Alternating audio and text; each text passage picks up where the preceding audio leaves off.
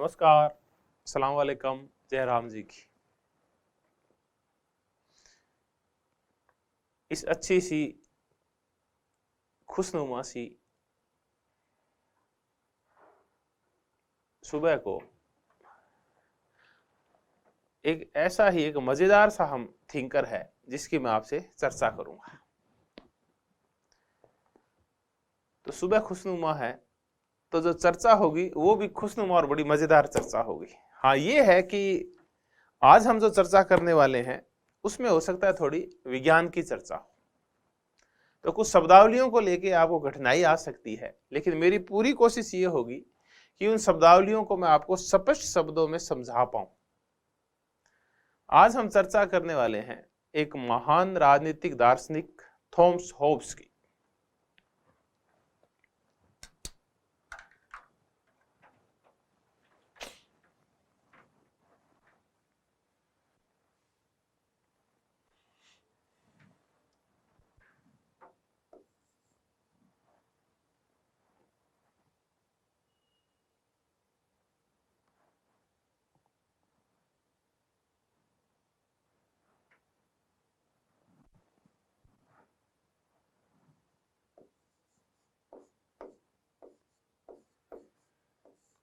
Thomas Hobbes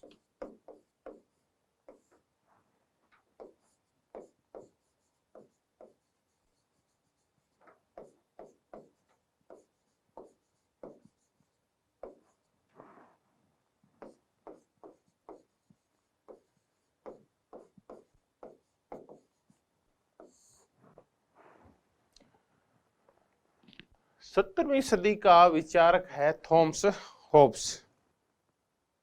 चलिए, इतना ठीक है। देखिए, अपन देखिए कि लंबा सारा जीवन जी के गया, लगभग 90 साल का था थॉमस होब्स तब गया।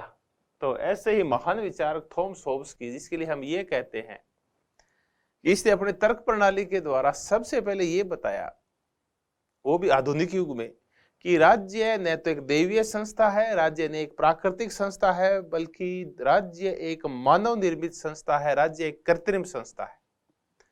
तो राज्य एक कृत्रिम संस्था है, इस विचार की स्थापना करने वाला प्रथम जो आधुनिक विचारक था वो था थॉमस होब्स। तो ऐसे ही विचार की आज मैं आपसे चर्चा करूंगा।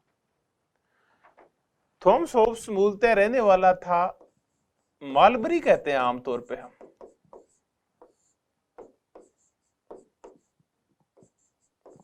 माल्म, ये इसको लिखते हैं माल्मसैबरी, और ये जगह है, या अपने सीधे मालबरी बोलते हैं, ये ब्रिटेन में है।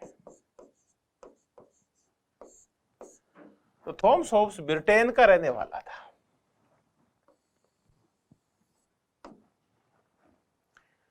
और मूलतः है ये ट्यूटर था। इसे ऑक्सफोर्ड और इन विश्वविद्यालयों की पढ़ाई का तरीका पसंद नहीं था। बाद के जीवन में एक उस अमीर घराना था एक, उसमें इसने एज ए शिक्षक कार्य किया। ब्रिटेन में जो 17वीं शताब्दी में विभिन्न प्रकार के संकट आए थे, विशेष करके प्यूरिटन क्रांति का जो संकट आया था, उस दौरान होब्स को कई बार देश भी छोड़ना पड़ा था। और इस देश छोड़ने के दौरान ही वो फ्रांस और इटली के कुछ महान वैज्ञानिकों के और दार्शनिकों के संपर्क में आया, जिसने इसकी विचार प्रणाली को बहुत ज्यादा प्रभावित किया।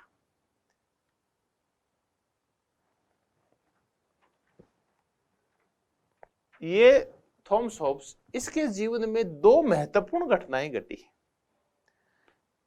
जब तक ये दोनों घटनाएं हम नहीं समझ जाएंगे, तब तक हमें थॉमस होब्स की विचार प्रणाली और इसके निष्कर्ष हमारे समझ में नहीं आएंगे। तो हमें उन तात्कालिक संदर्भों को, हम संदर्भवाद में भी यही चर्चा करते हैं, अपने एक थ्योरी की चर्चा की थी, कॉन्टेक्सचुअलिज्म, संदर्भवाद, क्विंटन स्किनर की, जॉन डन की, इनकी। संदर्भवाद ये कहता है कि प्रत्येक व्यक्ति के विचारों के ऊपर, यानी प्रत्येक विचारों के ऊपर तात्कालिक परिस्थितियों का अवश्य प्रभाव पड़ता है।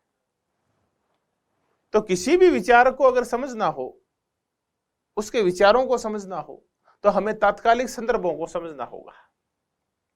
कोई भी व्यक्ति अपनी तात्कालिक परिस्थितियों से अछूता नहीं रह सकता, निर्लिप्त नहीं रह सकता। उसके मस्तिष्क के ऊपर, उसकी विचार प्रणाली के ऊपर तात्कालिक परिस्थितियों का अवश्य प्रभाव पड़ता है, चाहे वो परिस्थितियां उस दौरान की सामाजिक हो, चाहे राजनीतिक हो, चाहे आर्थिक हो। तो थॉमस हॉब्स के ऊपर भी तात्कालिक जो ब्रिटेन की सामाजिक परिस्थितियां थी उनका प्रभाव पड़ा, राजनीतिक परिस्थितियां थी उनका प्रभाव पड़ा। थॉमस हॉब्स के जीवन में दो चीजें इसने देखी। एक, इसने स्पेन वर्सेस ब्रिटेन का आर्माडा का युद्ध देखा।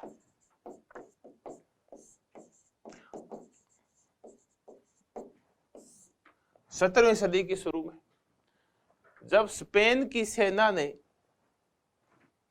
इसकी जल सेना ने ब्रिटेन के ऊपर आक्रमण कर दिया, तो वो था आर्माडा का युद्ध। दूसरा, थॉमस हॉब्स के समय एक बड़ी महत्वपूर्ण क्रांति हुई थी जिसे हम प्यूरिटन क्रांति बोलते हैं। पहले इस क्रांति की चर्चा कर लेते हैं, फिर मुद्दे को समझना थोड़ा सा आसान हो जाएगा। अब अपनी जो चर्चा है वो प्यूरिटन क्रांति के चारों ओर केंद्रित होगी एक बार, और अगर इस प्यूरिटन क्रांति को हम समझ गए तो हम बहुत सारी इसकी हॉब्स की विचार प्रणाली को भी समझ जाएंगे। प्यूरिटन क्रांति 1642 टू 1649। पहले अपन ये समझें कि प्यूरिटन कौन है, क्योंकि बार बार इस क्रांति की चर्चा आएगी जो थॉमस हॉब्स के काल में शुरू हुई थी। देखिए, ये रहा थॉमस हॉब्स 1588 से 1679 तक, और ये रही प्यूरिटन क्रांति। कुल मिला के अपन ये देखेंगे, प्यूरिटन क्रांति में वो लगभग 50 साल का था जब प्यूरिटन क्रांति 50-55 साल का था थॉमस हॉब्स। तो पहले अपन ये देखते हैं कि प्यूरिटन्स कौन है। देखिए, ये ब्रिटेन में एक जो सुधार आंदोलन चला था कैथोलिक धर्म के खिलाफ, जैसे अपने यहाँ आर्य समाज चला, अपने यहाँ ब्रह्म समाज चला, वैसे ही प्यूरिटन एक सुधार आंदोलन था जो ईसाई धर्म में सुधार के लिए चला था। ये परंपरागत ईसाई धर्म में जो रूढ़िवादिता, अविवेकशीलता, कुमति, कुबुद्धि, अंधविश्वास, पोंगापंथी के खिलाफ खड़ा हुआ था, वो था प्यूरिटन आंदोलन। कुल मिला के मार्टिन लूथर किंग ने जिस परंपरा की शुरुआत की थी, प्रोटेस्टेंट ईसाई परंपरा की, तो ईसाई दो भागों में बंट गए, एक कैथोलिक हो गए और दूसरे प्रोटेस्टेंट हो गए। कैथोलिक वो थे जो परंपरागत रोमन पोप की बात माना करते थे, प्रोटेस्टेंट वो थे जो सुधारवादी थे। तो वैसे ही प्रोटेस्टेंटों की एक धारा है वो प्यूरिटन है जो ब्रिटेन में काम करती थी। तो ये रोमन कैथोलिक जो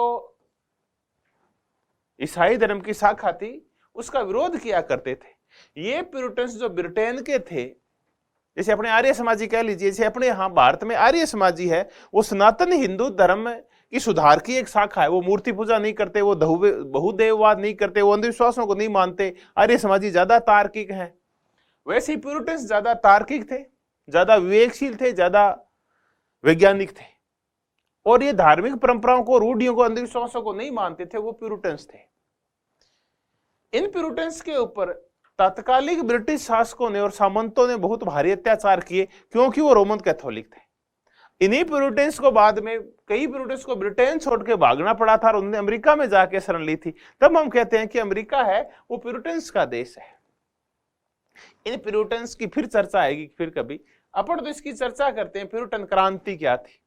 धीरे धीरे ये प्यूरिटन्स संगठित हुए और राजतंत्र का विरोध करना शुरू कर दिया इन प्यूरिटन्स ने। तो ब्रिटेन में गृह युद्ध छिड़ गया, सिविल वार छिड़ गई, गृह युद्ध। एक तरफ वो लोग हो गए जो राजतंत्र के समर्थक थे और एक तरफ वो लोग हो गए जो गणतंत्र के समर्थक थे। तो ये गणतंत्र वर्सेस राजतंत्र के का गृह युद्ध था। ये जो प्यूरिटन्स थे वो गणतंत्र का समर्थन करते थे, लॉन्ग पार्लियामेंट का समर्थन करते थे, संसद की शक्तियां बढ़ाना चाहते थे, जनशक्तियां बढ़ाना चाहते थे, वो प्यूरिटन्स थे। इनका नेता, गणतंत्रवादियों का नेता था क्रोमवेल, और राजतंत्र राजतंत्र समर्थकों का जो नेता था वो था तात्कालिक ब्रिटेन का राजा चार्ल्स प्रथम। जो राजा का समर्थन किया करते थे, जो राजतंत्र के समर्थक थे, वो कैवेलरीज कहलाते थे। एक ये गुट था। जो गणतंत्र का समर्थन किया करते थे, क्रोमवेल उनका नेता था, वो राउंड हेड्स कहलाया करते थे।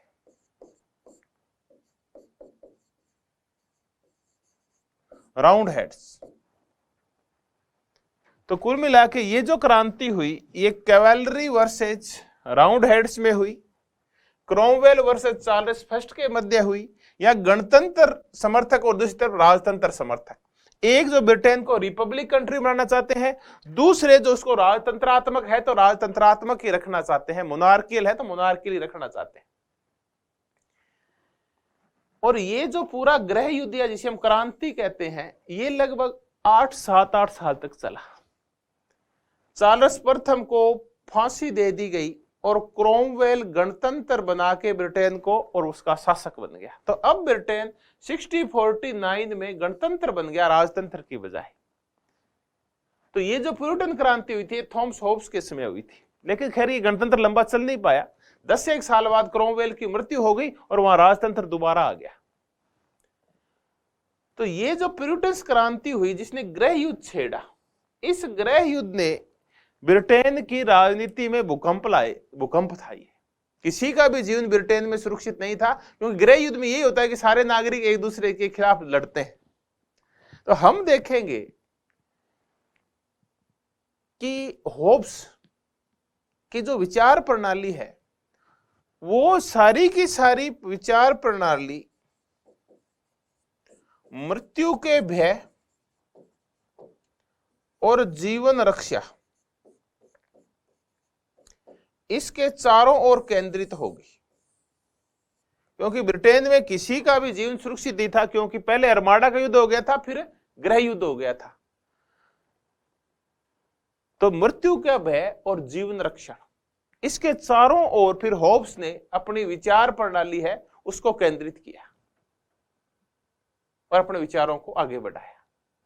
अब चूंकि ऐसा माहौल था, किसी का भी जीवन सुरक्षित नहीं था, आर्माडा का युद्ध था, प्यूरिटन क्रांति थी, इसलिए थॉमस होब्स ये कहता है कि चारों ओर भय का माहौल था। मैं और मेरा भय, ये कई बार पूछा जाता है, जुड़वा शिशु है। मैं और मेरा भय जुड़वा शिशु है, ये कहना है होब्स का। यानी मेरे साथ ही मेरा भय पैदा हुआ था, क्योंकि जब ये आर्माडा का युद्ध हुआ था, ये उस समय हुआ था जब होब्स अपनी मां की पेट में था। तो ऐसे ही भयभीत वातावरण में होब्स पैदा हुआ था, जब युद्ध का माहौल था ब्रिटेन और स्पेन के मध्य, स्पेन ने आक्रमण कर दिया था ब्रिटेन के ऊपर। तब वो कहता है, और आगे बड़ा हुआ तो भी मृत्यु का भय है। इसी मृत्यु की भय से के कारण ही होब्स को ब्रिटेन छोड़ना भी पड़ा था कई बार। तो ये इसीलिए वो होब्स बोलता है कि मैं और मेरा भय, भय का मतलब जीवन का भय, मृत्यु का भय, ये दोनों जुड़वा शिशु है। लोक बड़ी जोरदार बात कहता है, लोक भी एक बड़ी जोरदार बात कहता है होब्स के बारे में। लोक ये कहता है कि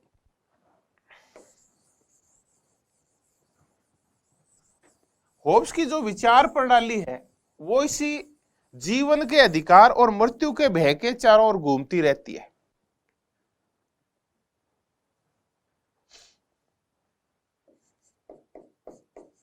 लोक की एक कोटेशन है कि होब्स की विचार प्रणाली, कि होब्स का जो मानव है उसकी जो मस्तिष्क की कोठरी है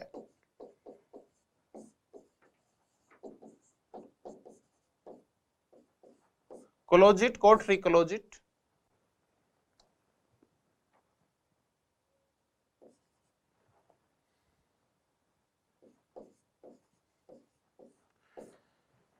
कि होब्स के मानव की मस्तिष्क की कोठरी का प्रत्येक दरवाजा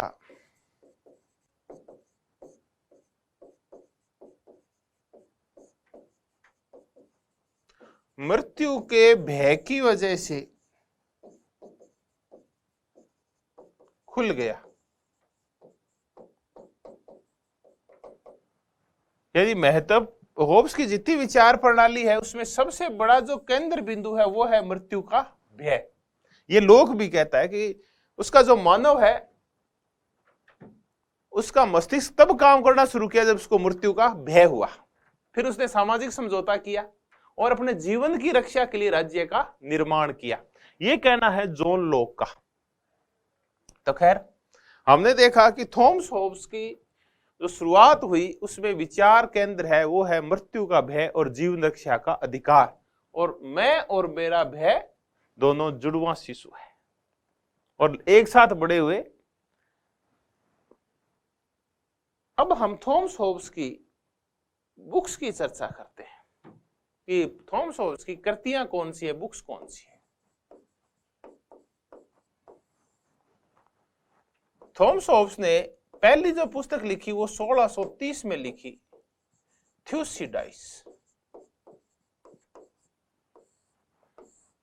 देखिए ये जो थ्यूसिडाइस है ये एथेंस का एक इतिहासकार था जिसने एक पुस्तक लिखी थी। थ्यूसिडाइस की पुस्तक है पेलोपोनेशियन वार।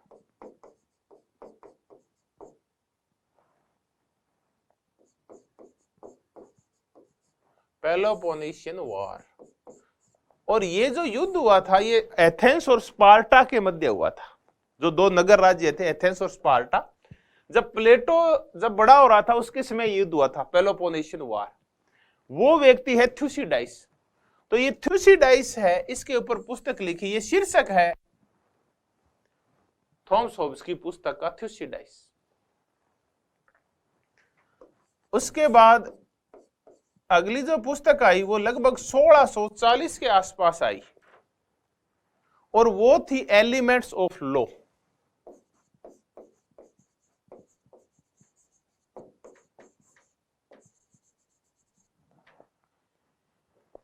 फिर इस पुस्तक के बाद थॉमस होब्स ने विचार किया कि एक महान रचना करते हैं, और महान रचना को लैटिन भाषा में मैग्नम ऑप्स कहा जाता है कि चलिए एक मैग्नम ऑप्स लिखते हैं, यानी एक महान रचना करते हैं, मैग्नम ऑप्स।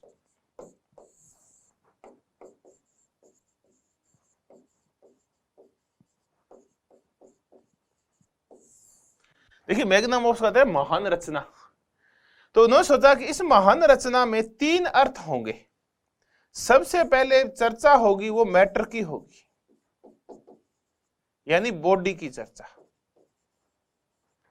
फिर मानव की चर्चा करेंगे और फिर समाज की चर्चा करेंगे।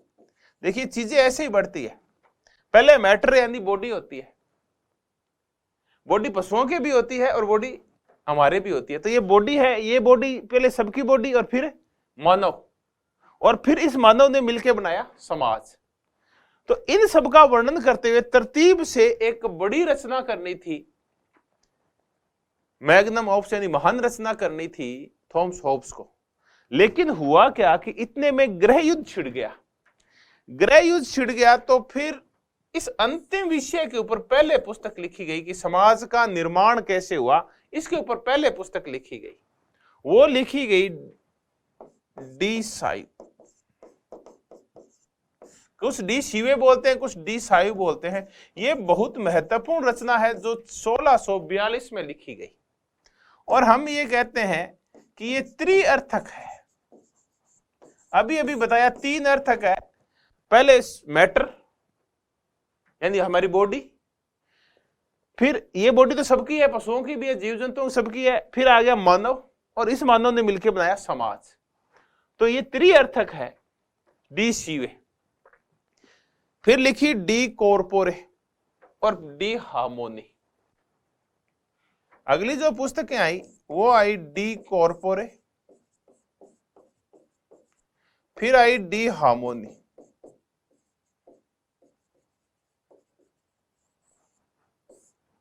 डी कॉर्पोरे और डी हार्मोनी।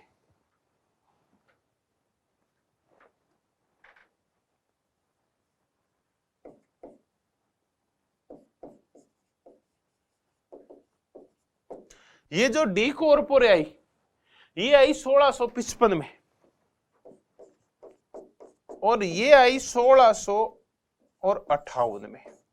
तो आप एक दो पुस्तकें थोड़ी याद रखेंगे, आपको याद रहते हैं, पुस्तकों के नाम तो याद रखने होंगे, लेकिन कई बार इनका क्या करते हैं कि लिखने का वर्ष पूछ लेते हैं, यानी इसका छपने का वर्ष पूछ लेते हैं कि कब प्रकाशित हुई थी ये पुस्तकें। तो खैर याद रह जाए तो ठीक है, लेकिन ये याद रखें, पुस्तकें नाम याद जरूर रखें। थ्यूसिडाइस है, एलिमेंट्स ऑफ लॉ है, डी साइव है, डी कॉर्पोरे है, डी होमाइन है। फिर एक और पुस्तक है इसकी, बेहेमोथ। ये आई लगभग 1670 के आसपास और इस पुस्तक में ब्रिटेन का जो सिविल वार था इसका वर्णन किया गया। ब्रिटेन का सिविल वार यानी प्यूरिटन क्रांति, और उसके दौरान क्या क्या हुआ था, कैसे क्रांति हुई, कैसे झगड़े हुए, कैसे गृह युद्ध छिड़ा। तो इस बेहेमोथ में वर्णित है वहां का गृह युद्ध यानी प्यूरिटन क्रांति। थोड़ी देर पहले चर्चा कर रहे प्यूरिटन क्रांति की, वो वर्णित है बेहेमोथ में। तो कई बार पूछ लेते हैं कि कौन सी पुस्तक में क्या है। थ्यूसिडाइस, एलिमेंट्स ऑफ लॉ, डी सीवे जो त्रिअर्थक है, मैटर मानव और समाज, एक पूछ लेते कौन से तीन अर्थ है, डी कॉर्पोरे, डी होमाइन। डी कॉर्पोरे में गति संबंधी नियम दिए गए हैं जिनकी हम आगे चर्चा कर लेंगे, और बेहेमोथ में सिविल वार का वर्णन है। अब इसकी जो महान और अमर करती है वास्तव, इसका जो मैग्नम ऑप्स है वो है लेवियाथन, और ये आई थी 1651 में।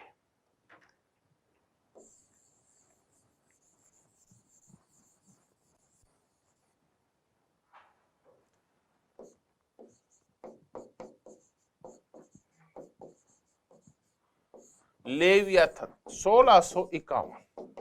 देखिए आप और कोई भी पुस्तक है उसको भूल जाइए, लेकिन इसका ये सन जरूर याद रखिए कि लेवियाथन 1651 में आई थी, 1651 में आई थी। तो अब हम आगामी जो चर्चा करेंगे वो Thucydides, elements of law, De Cive, De Corpore, De harmony, Behemoth, इनके बजाय हम व्यापक चर्चा करेंगे, वो करेंगे लेवियाथन के ऊपर। तब लेवियाथन की शुरुआत करते हैं। इस लेवियाथन में क्या है?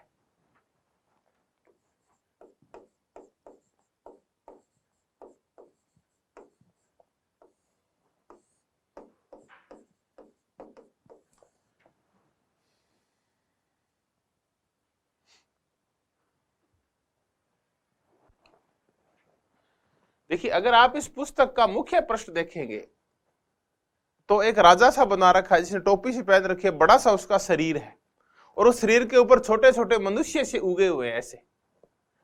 तो वो है लेवियाथन, एक महान जीव टाइप है आदमी का चेहरा है उसके,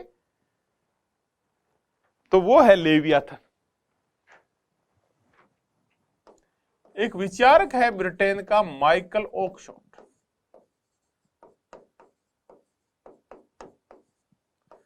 माइकल ऑक्सफोर्ड ये कहता है कि लेवियाथन अंग्रेजी भाषा में लिखी गई महानतम रचना है और एकमात्र महानतम रचना है। तो सीधा ही क्वेश्चन आता है कि कौन सा विचारक ये कहता है कि लेवियाथन अंग्रेजी भाषा में रचित की गई एकमात्र महानतम रचना है, एक मैग्नम ऑप्स है, वो माइकल ऑक्सफोर्ड बोलता है लेवियाथन के लिए। थॉमस होब्स की इस पुस्तक के लिए जो 1651 में आई थी। इस पुस्तक में है क्या? इस पुस्तक में 1642 के बाद यानी प्यूरिटन क्रांति के बाद जो गृह युद्ध हुआ, जो प्यूरिटन क्रांति हुई, चार्ल्स प्रथम को जो फांसी दी गई, उसके बाद के जो हालात हैं या इस दौरान के जो वहां के राजनीतिक और सामाजिक हालात हैं ब्रिटेन के, उनका वर्णन किया गया इस लेवियाथन के अंदर। बेहेमात में भी इन्हीं का वर्णन है, इसमें भी उसके बाद के सामाजिक और राजनीतिक, जहां बेहेमात में घटनाओं का वर्णन है, उसमें इसमें परिस्थितियों का वर्णन है कि कैसी परिस्थितियां हुई, कैसे भय था, लोगों की सोच क्या थी, मनोविज्ञान क्या था, सामाजिक परिस्थितियां क्या थी, राजनीतिक परिस्थितियां क्या थी, ये सब कुछ लिखा हुआ है लेवियाथन के अंदर। लेवियाथन को अगर अपन देखें तो लेवियाथन के हाथ में दो चीजें हैं। एक, लेवियाथन के हाथ में तलवार है, जब चित्र देखोगे आप तो आप देखेंगे। दूसरे हाथ में लेवियाथन के धर्मदंड है। एक हाथ में तलवार है, एक हाथ में धर्मदंड है। धर्मदंड का एक मतलब वो है छोटा सा है, या एक गदा टाइप है, ऐसा मान लीजिए आप। इसका तात्पर्य है कि एक ही के हाथ में तलवार होगी, उसी के हाथ में धर्मदंड होगा।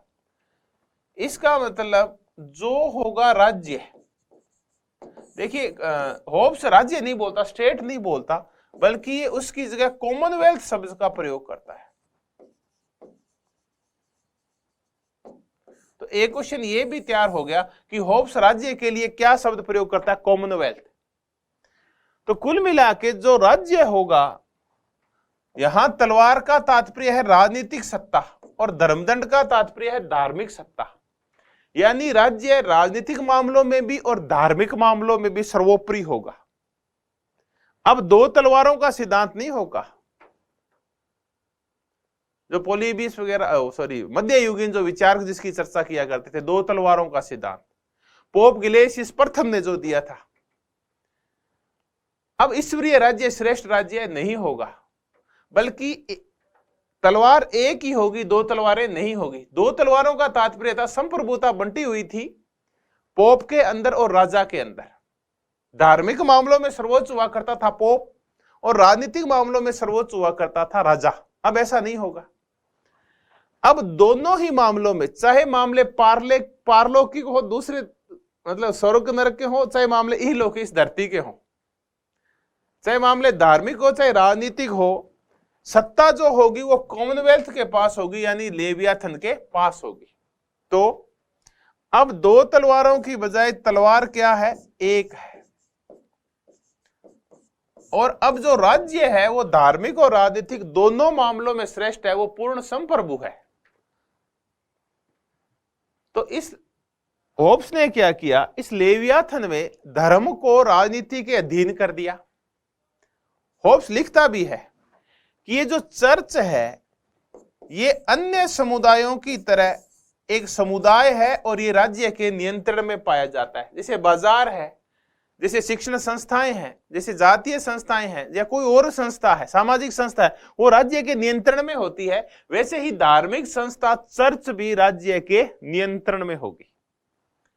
और ये कह के, और इस होब्स ने जो स्कोलास्टिक था,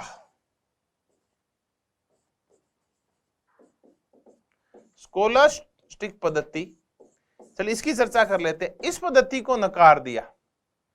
स्कोलास्टिक का तात्पर्य है विश्वविद्यालयवाद।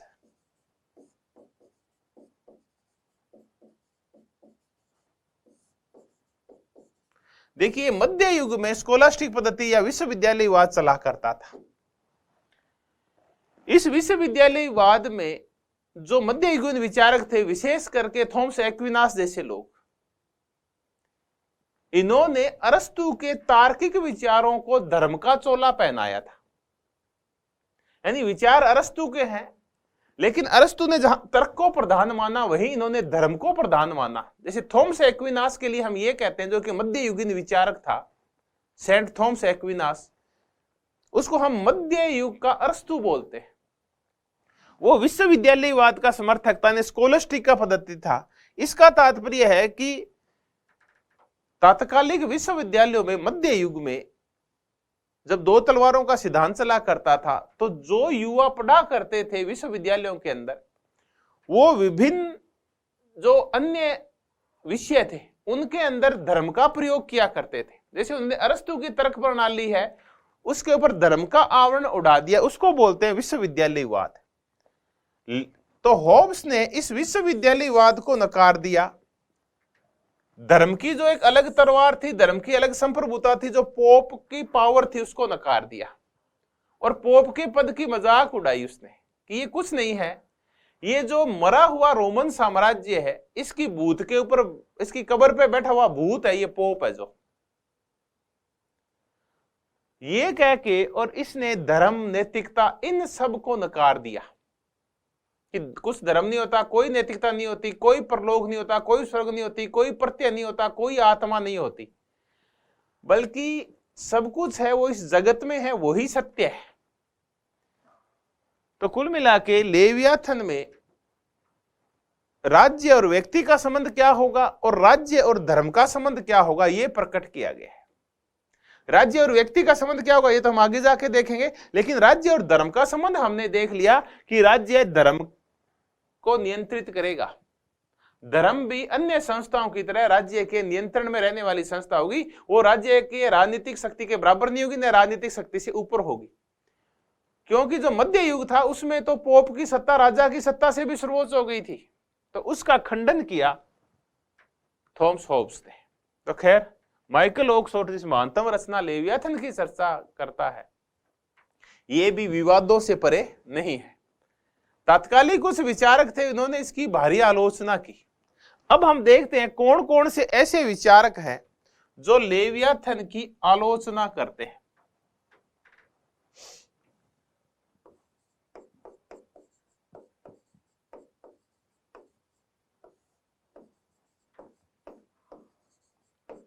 कौन कहता है कि यह महानतम रचना है, लेवियाथन में क्या है, यह पूछ लिया जाता है।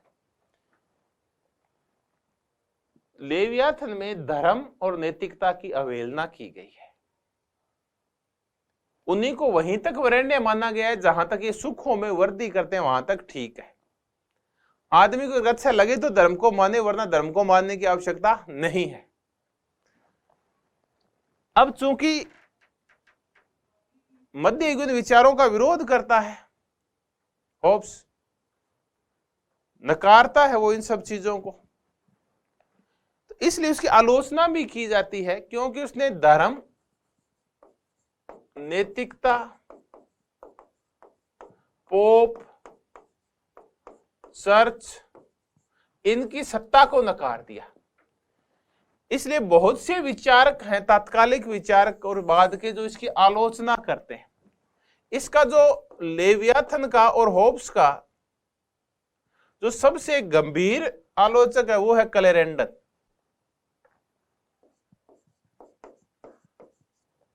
ये है इसका सबसे बड़ा आलोचक क्लेरेंडन।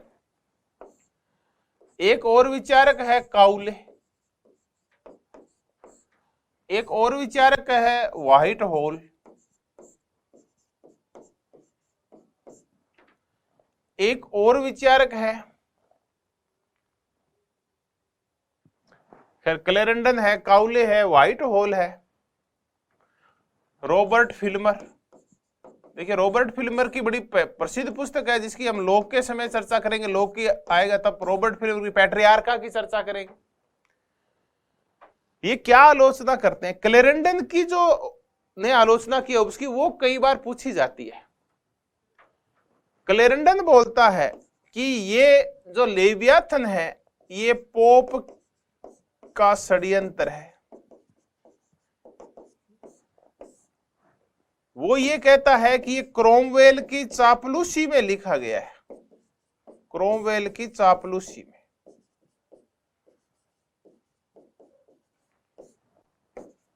फिर ये कहता है कि ये नास्तिकता की जहरीली रचना है। सॉरी, ये पोप का षड्यंत्र है, क्रोमवेल की चापलूसी है। फिर ये कहता है कि ऐसी, मैंने आज तक ऐसी पुस्तक नहीं देखी जिसमें इतना धर्मद्रोह भरा हो, इतना राजद्रोह भरा हो। और फिर ये कहता है कि ऐसी पुस्तक को जला देना चाहिए। और बाद में इसकी पुस्तक जलाई भी गई थी, प्रतीकात्मक रूप से ऑक्सफोर्ड यूनिवर्सिटी के बाहर इसकी पुस्तक जलाई गई। फिर तो कई बार यही पूछा जाता है कि किसने कहा कि क्लेरेंडन की पुस्तक है ये विद्रोह की प्रश्नोत्तरी है, विद्रोह की प्रश्नोत्तरी, क्योंकि इसमें विद्रोह भरा पड़ा है धर्म के प्रति, नैतिकता के प्रति। विद्रोह की प्रश्नोत्तरी, इसलिए इसको जला दो, ये कहने वाला है क्लेरेंडन। तो आप क्लेरेंडन को जरूर याद रखें और इसे संबंधित छोटी छोटी कुछ कोटेशंस है उनको याद रखें कि ये बोला क्लेरेंडन। फिर आया काउले। काउले बोला कि ये जो लेवियाथन है, देखिए ये माल्सबरी या माल्सबरी पैदा हुआ था, अपन मालबरी कर लेते हैं। ये है मालबरी का शैतान, क्योंकि ये नैतिकता को और धर्म को नहीं मानता, ये काउले कहता है। व्हाइट हॉल भी कहता है कि लेवियाथन है, इसमें उच्च श्रृंखलता के सिद्धांत भरे पड़े हैं। उस श्रृंखलता का तात्पर्य है कि इसमें थोड़ा व्यक्तिवाद जो भरा हुआ है वो उस श्रृंखल है। तो ये कहता है कि इसमें उस श्रृंखलता का सिद्धांत भरे पड़े हैं। रॉबर्ट फिल्मर कहता है कि इसकी शुरुआत तो बड़ी अच्छी है लेकिन इसके निष्कर्ष अच्छे नहीं है, इसकी प्रीमिसेस जो अच्छी नहीं है, ये कहता है रॉबर्ट फिल्मर। फिर एक इस पुस्तक की जब ये आलोचना हुई तो ब्रिटिश पार्लियामेंट ने एक कमेटी बिठाई इसकी जांच करने के लिए। तो ब्रिटिश पार्लियामेंट की जो कमेटी थी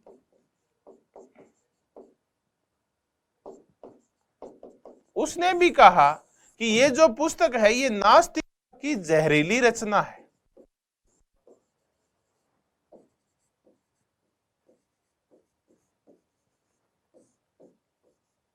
नास्तिकता की जहरीली रचना। ब्रिटिश पार्लियामेंट्री कमेटी ने यह कहा लेवियाथन के बारे में। तो कई बार सीधा क्वेश्चन पूछ लेते हैं कि ब्रिटिश पार्लियामेंट्री कमेटी ने किसकी पुस्तक के लिए यह कहा कि यह नास्तिकता की जहरीली रचना है? तो यह कहा था इसने लेवियाथन के लिए, जो कि थॉमस होब्स की है। तो हमने लेवियाथन की प्रशंसा सुनी माइकल ऑक्सफोर्ड के मुंह से, और हमने आलोचनाएं सुनी Clarendon, Cowley, Whitehall, Robert Filmer और ब्रिटिश पार्लियामेंट्री कमेटी के मुंह से। आज कल जो क्वेश्चंस का ट्रेंड है इसमें ऐसे ही क्वेश्चन पूछे जाते हैं कि क्योंकि तथ्यात्मक क्वेश्चनों की भरमार है, पिछले हमने 3-4 आरपीएससी के पेपर्स में देखा है। तो ये चीजें आप अच्छी तरह से देखे जाएं कि कौन क्या कह रहा है। व्हाइट हॉल कह रहा है कि लेवियाथन में उच्च श्रृंखलता के सिद्धांत है। उच्च श्रृंखलता का तात्पर्य होता है कि जिसपे कोई नियंत्रण नहीं हो, यानी इसके अंदर जो सिद्धांत है वो व्यक्ति को अनियंत्रित और उच्छृंखल करते हैं, जिसके ऊपर कोई बंधन नहीं है, ऐसे कह के। और लेवियाथन को जलाने की जो सलाह दी वो क्लेरेंडन ने दी, और फिर ऑक्सफोर्ड यूनिवर्सिटी के बाहर प्रतीकात्मक रूप में जलाई गई। जलाने का तात्पर्य ये नहीं है कि वीर समाप्ति कर दी गई, विरोध स्वरूप किसी को जलाना। आप भी जब विरोध प्रदर्शन करते हैं तो प्रधानमंत्री तक का पुतला फूंक देते हैं, इसका तात्पर्य ये थोड़ी आपने प्रधानमंत्री को फूंक दिया। या जब अपन ये कहते हैं कि अंबेडकर जी हैं, इन्होंने इसकी मन्नू की पुस्तक जलाई थी मन्नुवाद का विरोध करने के लिए, तो ये नहीं है कि उन्होंने जो मन्नू की पुस्तक जलाई उससे मन्नू की पुस्तक समाप्त हो गई, नहीं। तो प्रतीकात्मक रूप में विरोध स्वरूप पुस्तकें जलाई जाती है। तो ऐसी ही पुस्तक क्लेरेंडन ने कहा कि किसकी जला दो, लेवियाथन जला दो, होब्स वाली, क्योंकि इसमें धर्मद्रोह भरा हुआ है, विद्रोह भरा पड़ा है पूरा इसके अंदर। ये विद्रोह की प्रश्नोत्तरी है, ये क्रोमवेल की चापलूसी में लिखा गया, राजतंत्र का विरोध करते, जला दो इसको। तो ये हमने लेवियाथन की आलोचना भी देखी। अब पुस्तकें की हमने थॉमस होब्स की, थ्यूसिडाइज किया, एलिमेंट्स ऑफ लॉ किया, डिसाइव किया, D Corpore, De harmony, Leviathan और बेहेमोथ।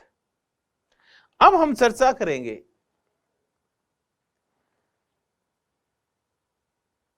कि अध्ययन पद्धतियां हैं जो थॉमस होब्स की, वो बड़ी मजेदार है, उनकी चर्चा करते हैं। थॉमस होब्स की अध्ययन पद्धतियां,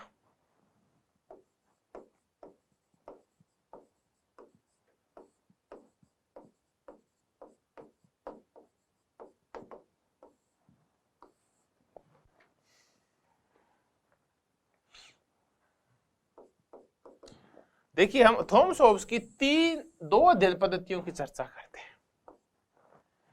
एक जो अध्ययन पद्धति है वो है निगमनात्मक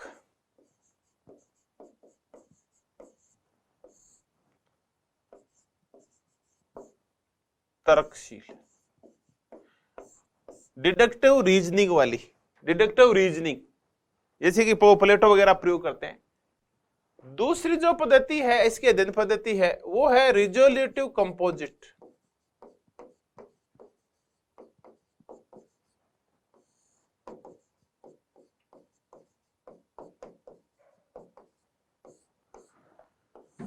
चलिए इनको समझते हैं कि ये क्या अध्ययन पद्धति है। देखिए, जब देश छोड़ा होब्स ने, तो ये इटली और फ्रांस के कई दार्शनिकों और वैज्ञानिकों के संपर्क में आया। तो इसके ऊपर जो प्रभाव पड़ा, विशेष करके थॉमस होब्स की विचार प्रणाली को प्रभावित करने वाले जो मुख्य व्यक्ति थे, वो थे फ्रांसीसी बेकन,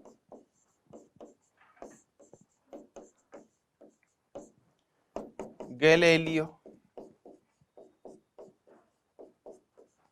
ये तो तात्कालिक थे। और एक थे यूक्लिड, ये पुराने हैं। इनकी विचार पद्धति का और कोपरनिकस का, इनका भी प्रभाव पड़ा। केपलर के ग्रहों का नियम था, केपलर वगैरह के इसके ऊपर प्रभाव पड़ा। तो केपलर और गैलीलियो है, ये तो खगोल शास्त्रीय मूलतः है। फ्रांसिस बेकन और यूक्लिड है, ये रेखा गणित के हैं, यानी रीजनिंग के हैं, तर्कशास्त्र के हैं। तो थॉमस होब्स की जो निगमनात्मक पद्धति है, वो यूक्लिड से प्रभावित है। देखिए, जो रीजनिंग होता है और जो रेखा गणित होता है, यूक्लिड मूलतः रेखा गणित के हैं। प्रमेय वगैरह आप पढ़ते होंगे, पाइथागोरस की प्रमेय यूक्लिड उसी से संबंधित है।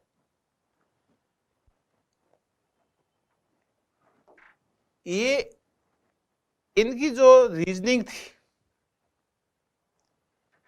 इनकी जो जियोमेट्रिक्स है, तो कुल मिला के यूक्लिड ज्यामिति के है। ज्यामिति को आप जियोमेट्रिक्स बोलते हैं, रेखा गणित में काम आते हैं, जिसको आप ज्योमेट्री बोलते हैं सीधा। क्योंकि मैंने साइंस की शब्दावली आपने कम पढ़ी है, इसलिए मैं इसको धीरे धीरे वर्णित कर रहा हूं कि यूक्लिड की ज्यामिति पढ़ी थॉमस होब्स ने, और एक के बाद कई किताबें पढ़ डाली लाइब्रेरी में बैठ के। लाइब्रेरियन खुद हैरान हो गया कि एक बार ये पुस्तक लेने के बाद उसको पूरी करके ही छोड़ते थे, यानी उन्हें यूक्लिड की ज्यामिति थी, उसके दिमाग की बत्ती जला दी। थॉमस होब्स के दिमाग की बत्ती यूक्लिड की ज्यामिति ने। और ज्यामिति में जो तर्क होते हैं वो मूलतः निगमनात्मक होते हैं, डिडक्टिव होते हैं। शुरुआत में भी हमने चर्चा की थी, निगमनात्मक का तात्पर्य है कि सबसे पहले आप सामान्य का निर्धारण करेंगे और फिर हम विशेष की ओर चलते हैं।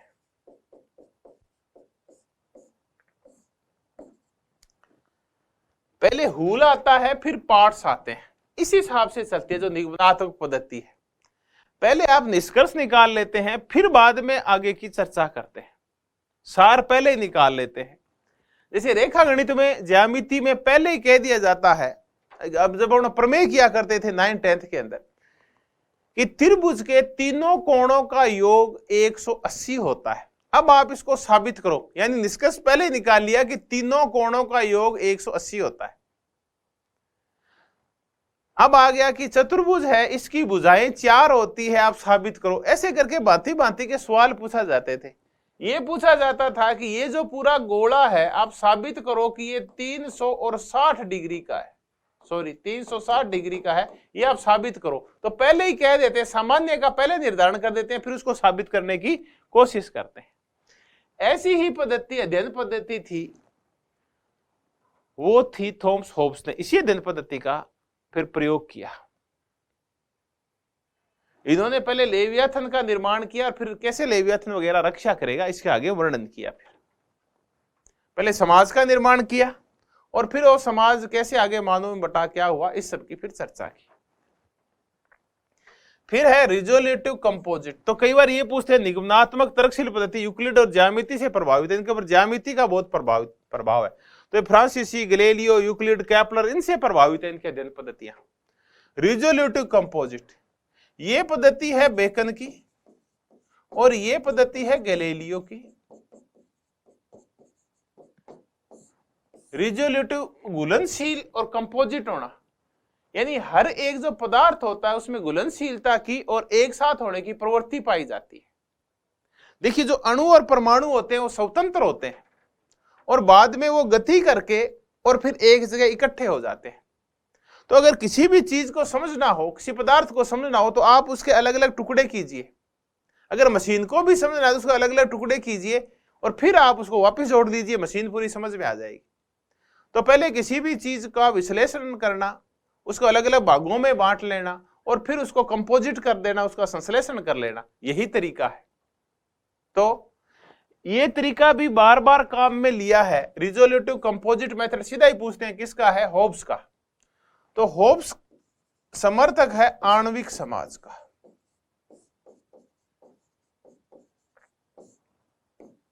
आणविक समाज का तात्पर्य होता है कि व्यक्ति अणु की तरह स्वतंत्र है, उसकी गतियां स्वतंत्र है, फिर यही गतियां उसे पर कंपोजिट होने के लिए, एक समाज का निर्माण करने के लिए, कॉमनवेल्थ का निर्माण करने के लिए प्रेरित करती है। तो यही आणविक समाज बाद में कॉमनवेल्थ बन जाता है।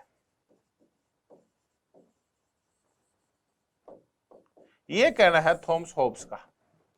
तो थॉमस होब्स की जो आणविक और कॉमनवेल्थ की जो रचनाएं हैं वो रिजोल्यूटिव कंपोजिट के आधार के ऊपर की गई है कि व्यक्ति स्वतंत्र है, व्यक्ति की स्वतंत्रता आबाद है, लेकिन बाद में वो व्यक्ति मृत्यु के भय से आपस में कंपोजिट होते हैं और कॉमनवेल्थ का निर्माण करते हैं। तो ये थी रिजोल्यूटिव कंपोजिट की पद्धति। इन सबके अलावा अगर हम ये देखें कि फ्रांसीसी बेकन, गैलीलियो और केपलर के क्या प्रभाव हैं, तो वो प्रभाव गति संबंधी नियमों की वजह से कि प्रत्येक चीज गति करती है, हर एक चीज मोशन में होती है, तो बाकी जो विचार प्रणाली है वो मोशन के चारों ओर केंद्रित है।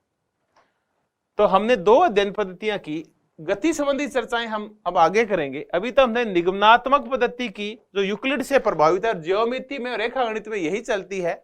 इसमें पहले निष्कर्ष निकाले जाते हैं, बाद में उनको साबित किया जाता है। इसमें पहले सामान्य आता है, फिर विशेष का निर्धारण आता है, फिर आ गया रिजोल्यूटिव कंपोजिट, पहले किसी चीज को बांटना फिर उसको एक कर देना। अब हम थॉमस होब्स को क्या क्या कहते हैं, थॉमस होब्स की विचारों की विशेषता क्या है, इसको हम देखते हैं। राजनीति विज्ञान में थॉमस होब्स का योगदान क्या है, हम इसकी चर्चा करते हैं। देखिए थॉमस होब्स के लिए यह कहा जाता है, इन मुद्दों की चर्चा करेंगे कि थॉमस होब्स वैज्ञानिक राजनीति का पिता है। वैज्ञानिक राजनीति का पिता थॉमस होब्स। और ये कहना है, सीधा ही पूछते हैं, ये कहना है लियो स्ट्रॉस का।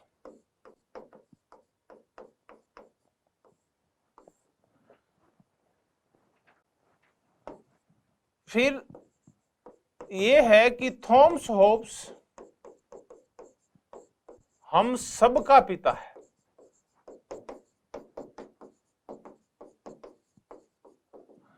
ये कहना है कार्ल मार्क्स का। अब इन्होंने लियो स्ट्रॉस, जो कि शिकागो विश्वविद्यालय में प्रोफेसर रह चुके हैं, डेविड ईस्टन की विरोधी विचारधारा के थे। दोनों समकालीन है, एक ही विश्वविद्यालय में काम किया करते थे। ईस्टन और ये लोग थे, ये व्यवहारवादी थे, जबकि लियो स्ट्रॉस परंपरावादी था। राजनीतिक दर्शन का समकालीन समय में मुख्य विद्वान है लियो स्ट्रॉस। लियो स्ट्रॉस थॉमस होब्स को वैज्ञानिक राजनीति का पिता बोलता है। थॉमस होब्स हम सबका पिता, ये कहना है कार्ल मार्क्स का। अब ये ऐसा क्यों है, इसके लिए हम देखेंगे कि थॉमस होब्स की जो विचार है वो वैज्ञानिक भौतिकतावादी विचार है।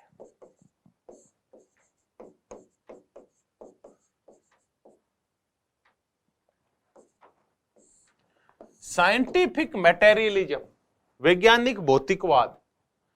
तो वैज्ञानिक भौतिकवाद का प्रणेता है थॉमस होब्स। अब इसको समझते हैं कि वैज्ञानिक भौतिकवाद क्या है। कई बार इसको नाम रूपवाद भी कहा जाता है, नॉमिनलिज्म भी कहा जाता है। तो पहले मैं आपको भौतिकतावाद बता दूं कि भौतिकतावाद क्या होता है, मटेरियलिज्म क्या होता है, पहले इसकी चर्चा कर लेते हैं।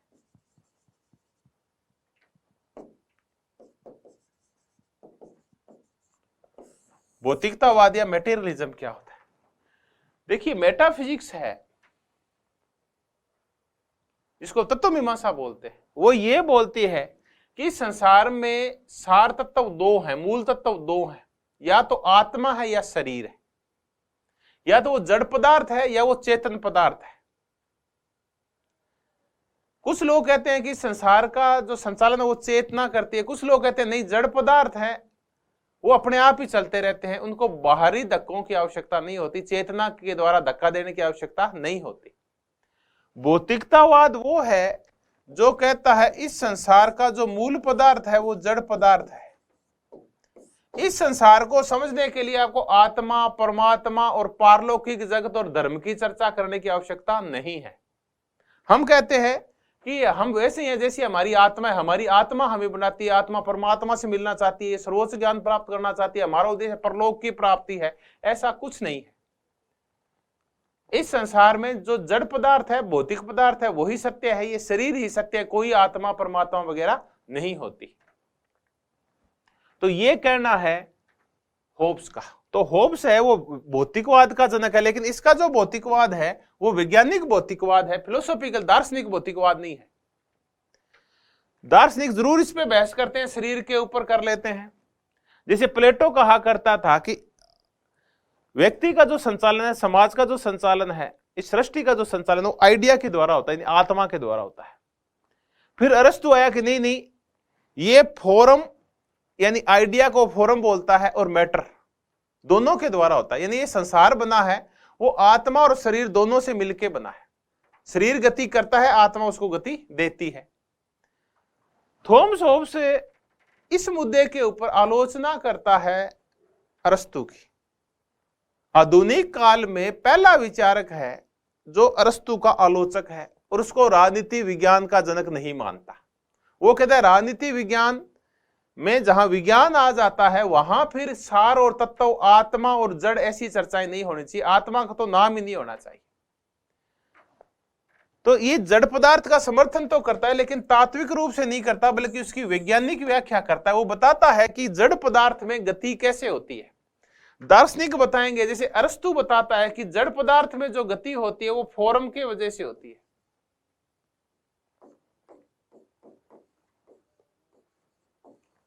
यानी आत्मा की वजह से शरीर गति करता है।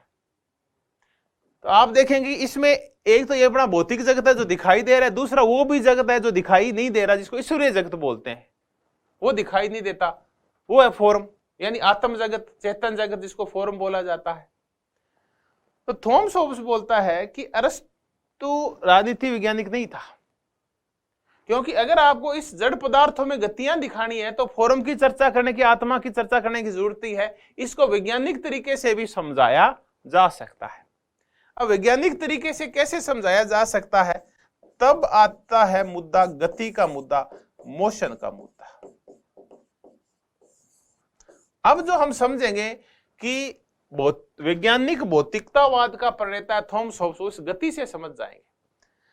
देखिए, इस संसार में हमें एक जो समझिए कि हम गति क्यों कर रहे हैं, कहां गति कर रहे हैं, क्या बनना चाहते हैं, क्यों आए हैं, क्यों पैदा हुए हैं, तो ये गति है सारी।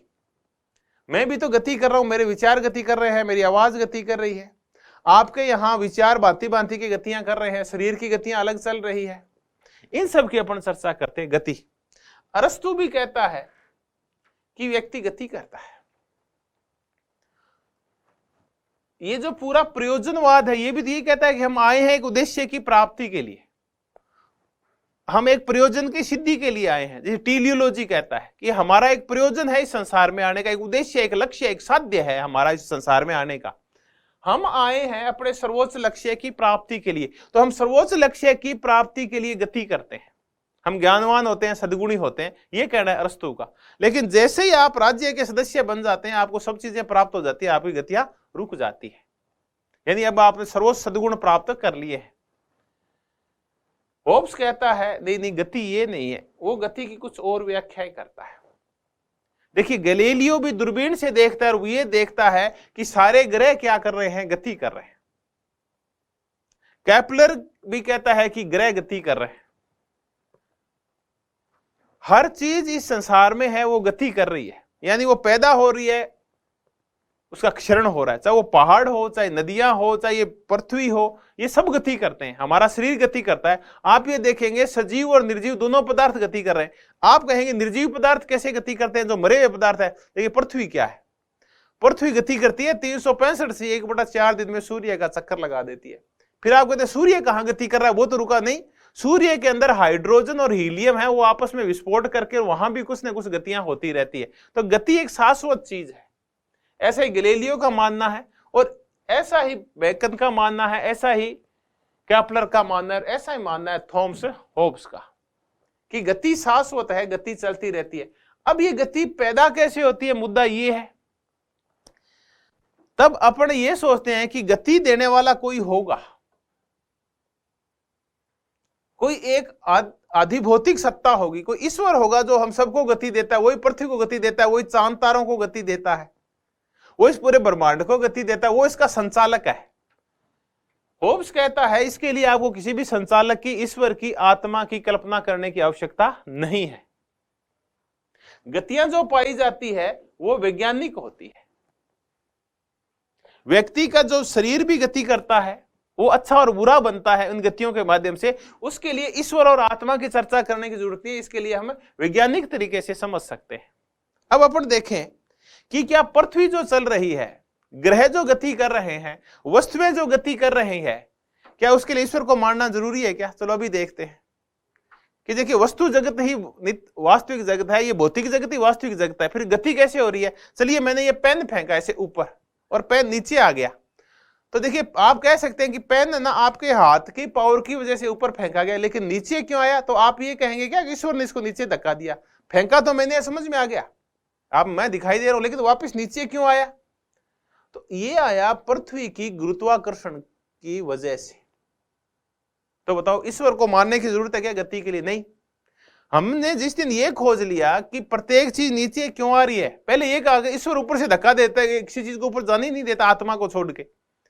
अब आपको पता चल गया कि पृथ्वी में एक बहुत बड़ी चुंबक है, एक गुरुत्वाकर्षण शक्ति है, जो प्रत्येक चीज को अगर ऊपर फेंकेंगे उसको नीचे खींच लेगी। अब आपको ईश्वर को मानने की और आत्मा को मानने की आवश्यकता नहीं है।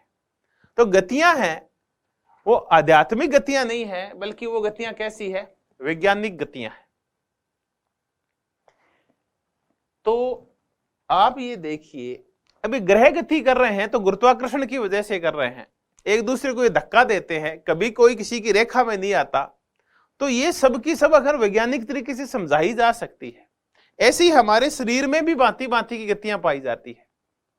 हमारे शरीर में 2 प्रकार की गतियां पाई जाती है। एक होती है शारीरिक गति। शारीरिक गति का शरीर की मतलब स्थायी गतियां होती है, जैसे पाचन तंत्र चल रहा है, श्वसन तंत्र चल रहा है, ये सारी गतियां। दूसरी है हमारी इच्छाओं की गति, जिसको अपने मनोवैज्ञानिक या संवेदना की गतियां बोलते हैं, जो हमारे भांति भांति के विचार पैदा होते हैं। जैसे एक कुत्ता है, घंटी बजाई गई, उसके मुंह में लार आई क्योंकि उसने सोचा भोजन मिलेगा मुझे। उसने रसगुल्ला देखा, अपने मुंह पे लार आई। तो हुआ क्या कि कोई सी बाहरी चीज को देखा अपने, उस बाहरी चीज ने हमारी संवेदनाओं को प्रभावित किया, इंद्रियों को प्रभावित किया और हमारे मुंह पे लार आ गई। तो ये कौन सी गति थी? लार आने के लिए ईश्वर को मानने की जरूरत नहीं है, बल्कि ये बाहरी संवेदनाओं की वजह, उद्वेगों की वजह से गतियां पैदा होती है। इसलिए हम कहते हैं कि वो वैज्ञानिक भौतिकवाद का पिता है। हम समझेंगे कि राज्य का निर्माण कैसे होता है, तो ये इसलिए है कि राज्य का निर्माण देवताओं ने नहीं किया था, राज्य का निर्माण ईश्वर ने नहीं किया था, बल्कि राज्य का निर्माण एक गति के माध्यम से हुआ था, जो एक मानव ने इसको गति दी थी। इसीलिए लियो स्ट्रॉस बोलता है कि थॉमस होब्स वैज्ञानिक राजनीति का पिता है। इसीलिए कार्ल मार्क्स कहता है कि थॉमस होब्स हम सबका पिता है, क्योंकि कार्ल मार्क्स ने थॉमस होब्स से लिया था, वैज्ञानिक तो नहीं लिया लेकिन भौतिकतावाद लिया इससे, भौतिकतावाद। कार्ल मार्क्स भी भौतिकतावादी है, होब्स भी भौतिकतावादी है, इसलिए वो कहता है कि थॉमस होब्स सबका पिता है।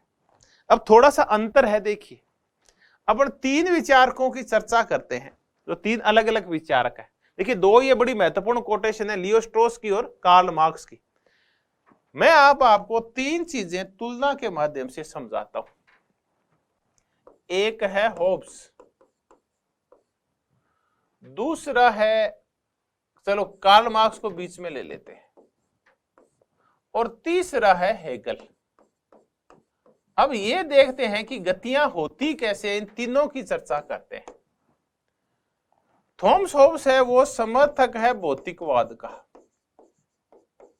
लेकिन इसका भौतिकवाद है वो वैज्ञानिक भौतिकवाद कहलाता है। मार्क्स भी भौतिकतावाद का समर्थक है, लेकिन मार्क्स का भौतिकवाद है वो द्वंद्वात्मक भौतिकवाद कहलाता है।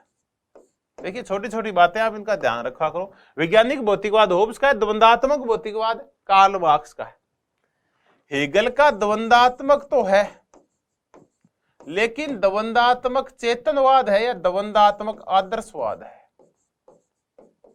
ये भौतिकतावाद का उल्टा होता है, जो आदर्शवाद होता है, आइडियलिज्म होता है या विचारवाद होता है। तो एक चेतनवाद होता है कि चेतना यानी आत्मा चलाती है, एक जड़ या भौतिकवाद होता है कि जड़ पदार्थ शाश्वत सत्य है। होब्स में और कार्ल मार्क्स में इस मुद्दे को लेके अंतर है। ये दोनों भौतिकतावादी हैं, जड़ पदार्थों को सत्य मानते हैं, भौतिक जगत को सत्य मानते हैं, ईश्वर आत्मा पारलौकिक जगत को नहीं मानते, आध्यात्मिक जगत को नहीं मानते। लेकिन होब्स कहता है कि जो गतियां हैं वो गतियां बाहरी उद्वेगों की वजह से पैदा होती है। गतियों के लिए बाहरी धक्के आवश्यक होते हैं। अब मैं कोई चीज है, जैसे मेरे हाथ में ये पेन है, ये पेन यहां से आगे गति कर रहा है तो इसका मतलब मैं इसको धक्का दे रहा हूं। ये पेन मैंने ऊपर भगाया तो इसका मतलब हाथ ने इसको धक्का दिया, वापिस आया तो कोई एक चीज है जो इसको वापिस नीचे खींच रही है। तो कोई भी चीज गति तब करती है जब उसको बाहर से धक्का दिया जाता है। तो ये वैज्ञानिक धक्के हैं, ये है वैज्ञानिक भौतिकतावाद। हम ये भी चर्चा करेंगे फिर आदमी गति कैसे करता है, समाज कैसे बनता है, राज्य कैसे बनता है, कॉमनवेल्थ कैसे बनता है। ये बड़ा काम आएगा उस समय, गति उस टाइम फिर भी काम आएगी, तब चर्चा करेंगे। तो ये इसका भौतिकवाद है, वो वैज्ञानिक भौतिकवाद है जो गति के लिए बाहरी धक्कों को आवश्यक मानता है। फिर आ गया द्वंद्वात्मक भौतिकवाद।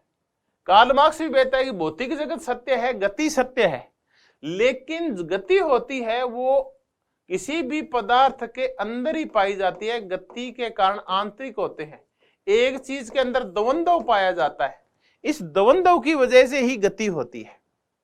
यानी अंदर ही अंदर कुछ ऐसे विस्फोट होते रहते हैं कि गतियां होती रहती है। समाज कैसे गति करता है कि पहले था दास समाज, उसमें दो चीज पदार्थों के लिए, भौतिक चीजों के लिए दो वर्ग लड़े, दास और मालिक, और समाज आगे बढ़ा, उसने आगे गति की। और फिर सामंती समाज बन गया, उसमें फिर दो द्वंद्व पैदा हुए, दो वर्गों के मध्य, भौतिक चीजों पे कब्जों को लेकर, संपत्ति पे कब्जे को लेके। वो थे सामंत और किसान। फिर समाज आगे बढ़ा इनके आपसी द्वंद्व की वजह से, भौतिकतावादी चीजों के लिए झगड़े हुए थे। और फिर आया पूंजीवादी समाज। तो ये कहता है कि द्वंद्व अंदर ही पाए जाते हैं, बाहरी धक्कों की आवश्यकता नहीं होती। हाँ, होता भौतिकवादी है। ये कहता है कि मान लेते हैं कि धक्के द्वंद्व से ही पैदा होते हैं, इतिहास गति करता है, व्यक्ति गति करता है, वो द्वंद्व की वजह से, आंतरिक द्वंद्व की वजह से करता है, आंतरिक जो झगड़े उनकी वजह से गति करता है। लेकिन ये झगड़े भौतिक पदार्थों में नहीं बल्कि चेतना में होते हैं। दो विचार आपस में टकराते हैं और संसार आगे बढ़ता है। दो विचार आपस में टकराते हैं, हम आगे बढ़ते हैं। जैसे आपके मन में दो विचार आए कि मैं तैयारी करूं या नहीं करूं, तो फिर आप में दोनों विचारों में टकराहट हुई और एक ये विचार ने दूसरे विचार को काट दिया कि नहीं नहीं अब मेरे को तैयारी करनी है, तब आप ये वीडियो देख रहे हैं। फिर अगला विचार ये आया कि मैं ये जो कोर्स आगे पढ़ूंगा तो किससे पढ़ूंगा, तो कुछ शिक्षकों के आपके मन में विचार आए, फिर उन विचारों में टकराहट हुई, फिर एक विचार फाइनल हुआ कि मैं उससे पढ़ूंगा। फिर ऐसे करके विचार आगे बढ़ते जाते हैं और गति जारी रहती है। लेकिन ये गति विचारों में होती है, भौतिक पदार्थों में नहीं, ये कहना है हेगल का। तो हमने तीन चीजों को समझा कि वैज्ञानिक भौतिकवाद थॉमस होब्स का है, द्वंद्वात्मक भौतिकवाद कार्ल मार्क्स का है, और द्वंद्वात्मक आदर्शवाद है वो हेगल का है। जहां होब्स गतियों के लिए बाह्य धक्कों को आवश्यक मानता है, वहीं कार्ल मार्क्स गतियों के लिए आंतरिक द्वंद्व को महत्वपूर्ण मानता है। अब हम कह सकते हैं कि होब्स है वो वैज्ञानिक भौतिकवाद का प्रणेता है, नाम रूपवाद का समर्थक है। आगे चलते हैं और हम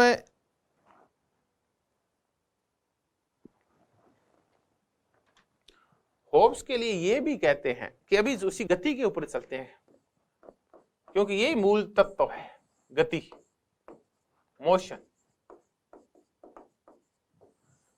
होब्स कहता है कि व्यक्ति में कुछ मनोवैज्ञानिक गतियां होती है, यानी व्यक्ति में कुछ इच्छाएं होती है। ये इच्छाएं ही व्यक्ति को गति करने के लिए प्रेरित करती हैं। जैसे आपके मन में पहले कुछ नहीं था जब बच्चे थे, जो मिल गया वो ठीक है, नहीं मिला तो ठीक है, आप संतुष्ट रहते थे। जैसे जैसे आप बड़े होते गए और महानगर में आ गए, अब आपको बाहरी जो उद्वेग है वो प्रभावित करते हैं। आप जब लोगों की बड़ी गाड़ियां देखते हैं, लोगों के बड़े घर देखते हैं, उनके घर में एसी देखते हैं, गार्डन देखते हैं, तो ये चीजें भी आपको गति करने के लिए प्रेरित करती है कि मेरे पास भी ऐसा होना चाहिए। तब आप कुछ कार्य करते हैं, पहले से ज्यादा कार्य करते हैं, भांति भांति के काम करते हैं, गतियां करते हैं। तो ये बाहरी उद्वेग है, ये आपके मन में इच्छाएं पैदा करते हैं, और ये इच्छाएं फिर आपकी गतियां पैदा करती है। इच्छाएं मनोवैज्ञानिक गतियां हैं, हमारे जो मन में पैदा होती है, हमारे अंतरात्मा में जो पैदा होती है कि हमें ये प्राप्त करना है, ये प्राप्त करना है, ये इच्छाएं हैं। अब कोई भी व्यक्ति है, होब्स कहते हैं उसमें दो प्रकार की इच्छाएं पाई जाती है। एक है फेलिसिटी और दूसरी है एविल, यानी कुछ ऐसी इच्छाएं होती है जो हमें आनंद देती है, कुछ ऐसी इच्छाएं हैं जो हमें आनंद नहीं देती, वो बुरी होती है। तो दो प्रकार की इच्छाएं। आनंद क्या है, फेलिसिटी क्या है? जो चीज हम प्राप्त करना चाहें वो प्राप्त हो जाए तो वो है फेलिसिटी, तब वो आनंद देती है। जब वो चीजें नहीं मिलती तो हम कहते हैं कि वो एविल है, वो बुरी है। यानी आनंद है क्या? जिन चीजों की हम इच्छा करें उनका मिलना ही आनंद है। आपकी इच्छा है कि आपको फर्स्ट ग्रेड की नौकरी मिल जाए और मिलते ही फिर आपको आनंद आएगा। तो इस संसार में जितनी भी गतियां हैं, जितनी भी इच्छाएं हैं, वो आनंद प्राप्त करना चाहती है। यानी प्रत्येक व्यक्ति का जो मूल है वो आनंद प्राप्ति है। तो सीधी सी बात यह है कि प्रत्येक व्यक्ति सुख प्राप्त करना चाहता है, आनंद प्राप्त करना है और दुखों से बचना चाहता है। सुख उसके लिए वरेण्य है, दुखों को वो पसंद नहीं करता। तो इस पूरे संसार का संचालन है वो इच्छाएं करती है जो हमें आनंद दे सकती है। उन इच्छाओं के पीछे हम दौड़ते रहते हैं। ऐसी ही बातें, सेम की सेम बातें उपयोगितावादी भी करते हैं।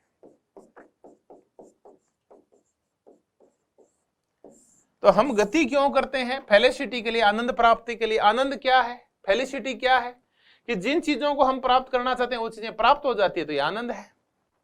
ऐसी ही बातें उपयोगितावादी करते हैं। बेंथम भी यही कहता है कि इस संसार को चलाने में दो ही मूल प्रवृत्तियां हैं, एक है सुख और एक है दुख। ये दो स्वामी हैं हमारे, जैसे कि प्रिस्टले भी कहता है और बेंथम भी कहता है कि सुख और दुख दो स्वामी हैं, ये हमें चलाते रहते हैं। हम सुख प्राप्त करना चाहते हैं और दुखों से बचना चाहते हैं। बस यही है दो निर्धारक तत्व, इन्हीं के चारों ओर हमारा जीवन घूमता रहता है। तो उपयोगितावादियों ने ये सारी चीजें होब्स से ग्रहण की है। तब हम ये कहते हैं कि जो उपयोगितावादी होब्स है ये दार्शनिक आमूलवादी है, दार्शनिक आमूलवादियों का प्रेरक है।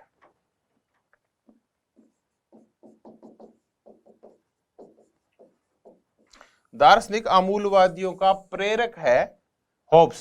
दार्शनिक आमूलवादी बोले जाता है बेंथम और ऐसे लोगों को, क्योंकि उन्होंने दर्शन को पूरा बदल के छोड़ दिया था। इन्होंने उपयोगितावादियों ने यह कहा था कि कोई भी संस्था बनानी है, कोई भी कानून बनाना है, कोई भी नियम बनाना है, कोई भी योजना बनानी है, तो उसका आधार होना चाहिए अधिकतम व्यक्तियों का अधिकतम हित।